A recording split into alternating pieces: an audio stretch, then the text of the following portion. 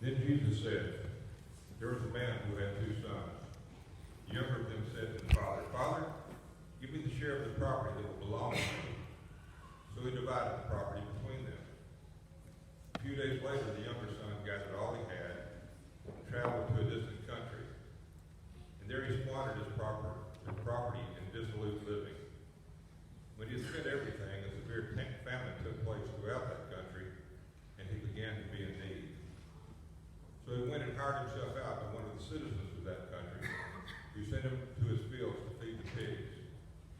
He would gladly have filled himself with the pods that the pigs were eating, but no one gave him anything. But when he came to himself, he said, how many of my father's hired hands have bread enough to spare? But here I am dying of hunger. I will get up and go to my father, and I will say to him, Father, I have sinned against heaven and before you. I am no longer worthy to be called your son. Treat me like one of your hired hands. So he set off and went to his father. But while he was still far off, his father saw him and was filled with compassion. He ran and put his arms around him and kissed him. Then the son said to him, Father, I have sinned against heaven and before you. I am no longer worthy to be called your son. But the father said to his slaves, quickly bring out a robe, the best one, and put it on him. Put a ring on his finger and sandals on his feet. And get the fatted calf and kill it, and let us eat and celebrate. For this son of mine was dead, and is alive again. He was lost and is found. And they began to celebrate. Now the elder son was in the field, and when he came and approached the house, he heard music and dancing. He called one of the slaves and asked what was going on. He replied, your brother has come, and your father has killed the fatted calf because he has got him back safe and sound. Then he became angry and refused to go in. His father came out and began to plead with him. But he answered his father, listen, for all these years I've been working like a slave for you, and I have never disobeyed your command.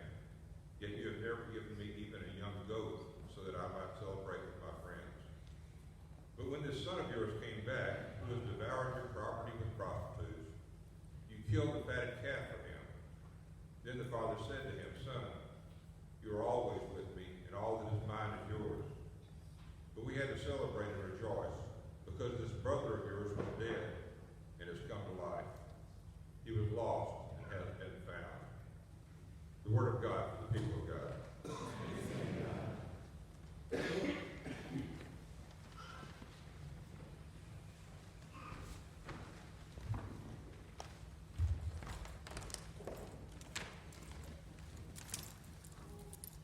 So we're continuing our worship series here called The Heart of God. And we have been in Luke chapter 15.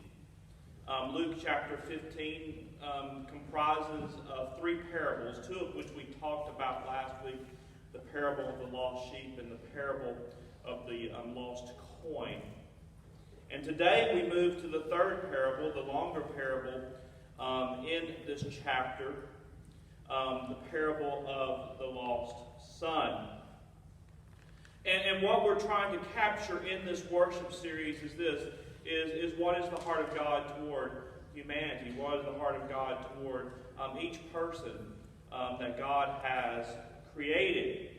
And of course, last week we talked about that. We talked about how that God's heart is for all of humanity. There is no one that God does not desire to have a relationship with.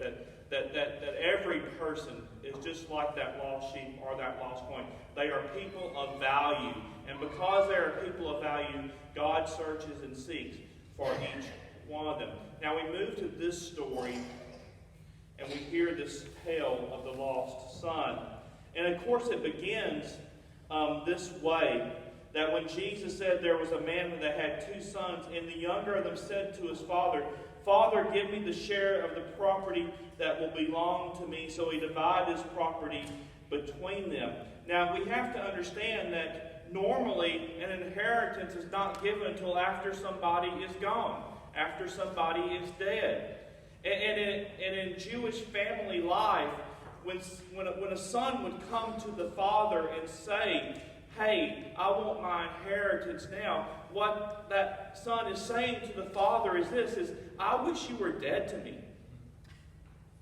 I wish that you were dead to me.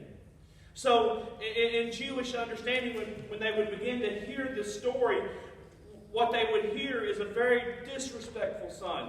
A son that only wished for his father to die as quickly as he could so that he could get his inheritance. Now the father being so loving, and this is where, when Jesus shares the story, the Pharisees and the religious elite, their ears must have burned, is because the father actually gives them his inheritance and says, go, be free. And of course, we see what happens in the story, right? The young man takes his inheritance and he goes. And boy, he parties. My son Andrew just went to college, and it's like a far country. And I'm going, oh son, please don't do. But, you know, young sons and young daughters, they go and they have to learn how to live.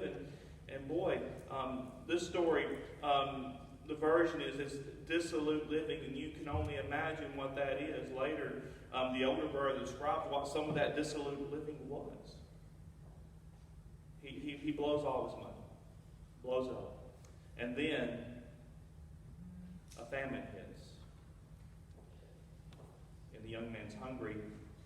And he has to go work for a farmer raising swine, which goes against every Jewish food code there is. And I love the part of the story where, as the young man is looking at the slop he's feeding to the pigs, and is so hungry he wishes he could have some of the slop. There's this great line in the story where it says, the young man says, and he came to himself. Have you ever had that happen before? Where life has not been going well at all, and suddenly you get to this place, and it's like, oh, what has happened? And so this young man decides, I'm going to go back to my father. And, of course, never realizing that his father would ever take him back as a son. He said, you know, my hired hands at my father's house eat better than this. I'm going to go, and I'm going to go back, and I'm going to go, and I'm going to... And he rehearses the speech. He says, I'm